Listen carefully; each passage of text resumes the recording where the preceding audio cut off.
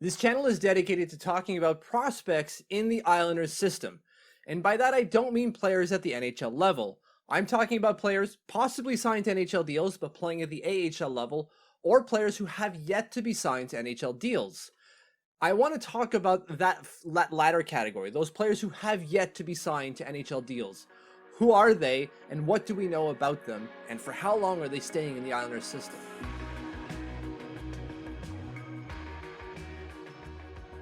You can find this list of players online. Just go to your keyboard, tippy tappy, Islanders reserved list, cap friendly, and you'll find everyone I'm talking about. But I want to make it clear that these players aren't the Islanders reserve list. The Islanders reserve list is quite a bit longer. The reserve list is the 90 players that make up the Islanders system. So that's NHL contracts, so on and so forth. These players that I'm talking about today are literally called, in the collective agreement, unsigned draft picks. These are the players that I want to focus on. Who are they? How long are they staying here? And what do we know about them? Let's break down this list by draft year and start at 2015 with Andong Song. He's a 6th round pick by the Islanders. He's the first Chinese-born player to be drafted in the NHL draft, and he hasn't done a darn thing since being drafted. And I say that, not tongue-in-cheek at all. He hasn't played a single game for Cornell. Not one. Not one.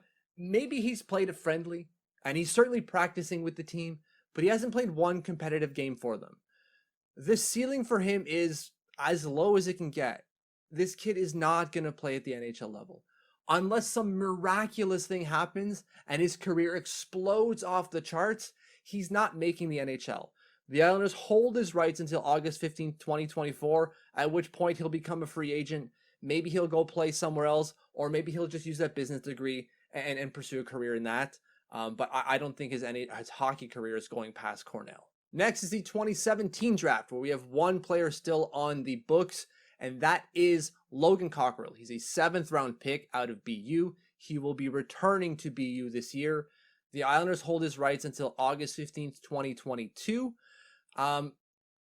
He's a replacement level player, is maybe the best way that I can put it. He's a good center at the collegiate level. He'll probably be an okay center at the AHL level if he decides to go pro. I assume he will. He captains the team, which is already a good thing for the Islanders. I'm sure they're going to sign him just on that merit alone.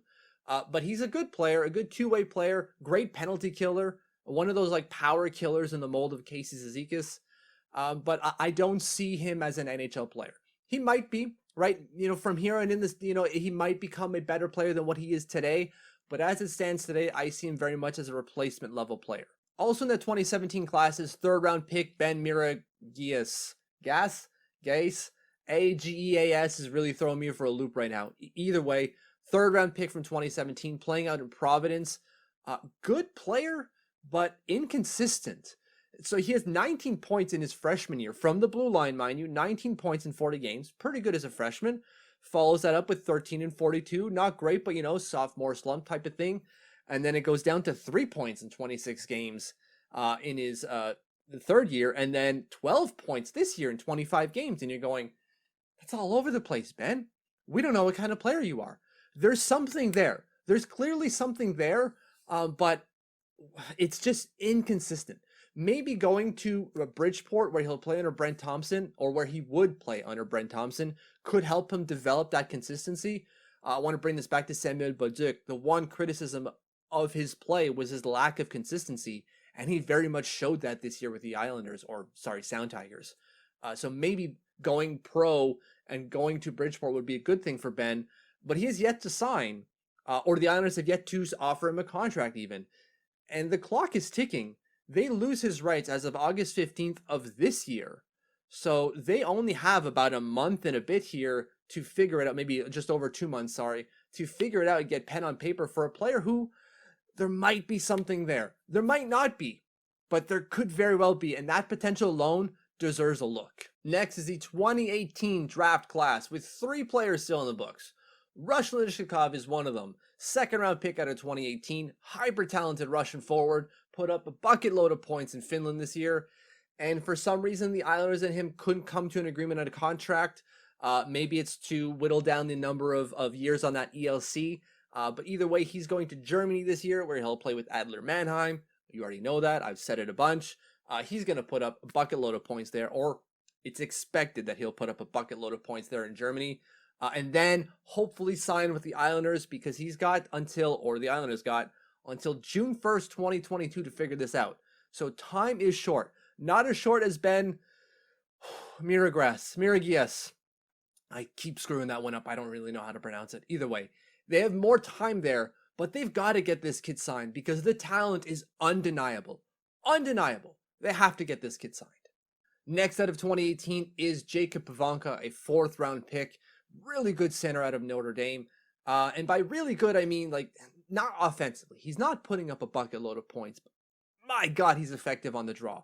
Like we're talking Patrice Bergeron levels of efficiency when it comes to the faceoff. Like 55 to 60% on most nights. And he's not just taking like 4, 5, 6 draws. It's like 10, 12, 16 draws a night for Notre Dame. Really good on the draw. The points aren't there right now, but that might go up this year. The Islanders have until August 15th, 2022 to sign him. They're going to go the distance with it. They're not going to rush this because there's not a whole lot there for them to say like, aha, NHL talent.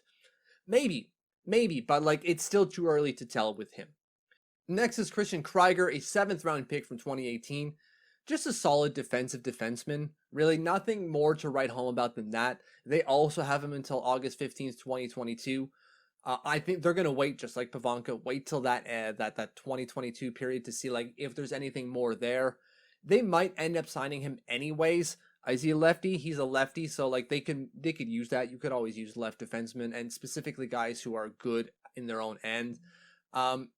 There's not a whole lot there, like I said, in terms of NHL talent.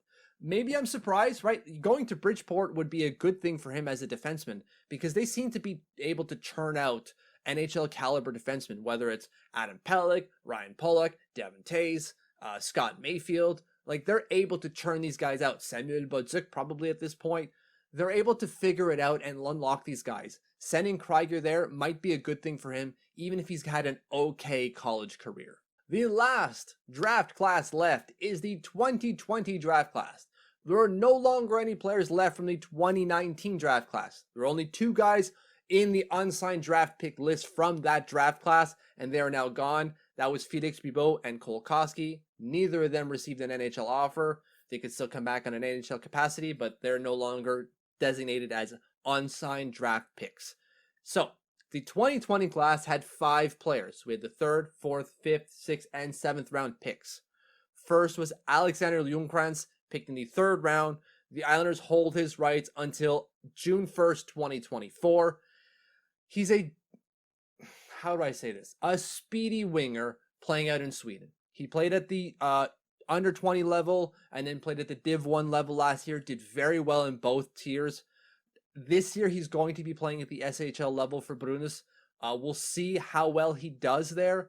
I don't expect him to be playing in the top 6, more like the bottom 6. He'll also probably play for the Swedish under 20 national team, so he'll be at the World Junior Championships probably, where again he'll play in the bottom 6 from what I've been told by their coach. He's just a good, hardworking player. Fits the Islander mold for sure. Hardworking, smart player, and he's got speed. Great stuff so far. We'll see how that turns out going forward. 4th round pick, Alex Jeffries, playing out at Merrimack. Really, really solid player. Great winger, putting up points in his freshman year, playing on the power play, playing on the PK, in the top 6. Really not what you see from a freshman player. That's not what they usually get. They usually get like bottom tier deployment.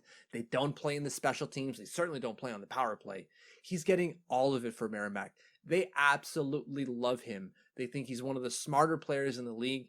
This is a great pick from the Islanders that could turn into something. It's still early, still very early, but so far so good from the 4th round pick.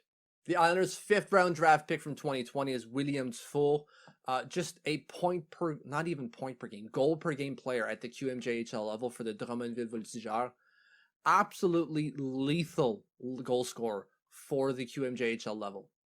Now, will that translate when he goes pro? Who knows? But so far, so good. This kid is just lighting it up at the QMJHL level. He'll still play there next year, where I assume he's going to light it up again. And I just can't believe the numbers he's going to put up with yet another year of experience under his belt. it's going to be insane. He's on the unsigned draft pick list until June 1st, 2022. So the Islanders still have another year to figure out what they want to do with this kid. I would be shocked if they don't sign him come the end of it, and he turns into some sort of Arnaud Durando level type of player. He may not kill it at the AHL level, but there's something there. There's definitely something there with Williams Full, and if they can tap into that at the AHL level, we might actually have an NHL player on our hands. The Islanders' 6th-round pick from 2020 is Matias Rajaniemi, playing out in Finland at the top level for the Lahti Pelicans in Liga. Just really good, solid defensive defenseman. He's working on his offensive game. He's still quite young at 18 years old. He doesn't turn 19 until September. There's a lot to like in his game. The Islanders don't have to worry about signing him until, let me get this right, June 1st, 2024. Lots of time left to figure it out with this kid, but so far so good from him. The Islanders' 7th-round pick from 2020 is Henrik Tikkanen, a goalie, again out of Finland. He is massive, 6'7", big goalie, and he's playing well. He was playing at the Mestis level, which is just the league below the Liga level, and doing very well for IPK. He was called up to the senior squad this year and did extremely well. So he was playing at the top level of the Finnish league, and he excelled. Now, he will play at that level next year. The Islanders have until June 1st, 2024 to sign him to an NHL deal. I would expect if he has that strong year again in Finland in 2021, they will sign him and he will be here for the 22-23 season.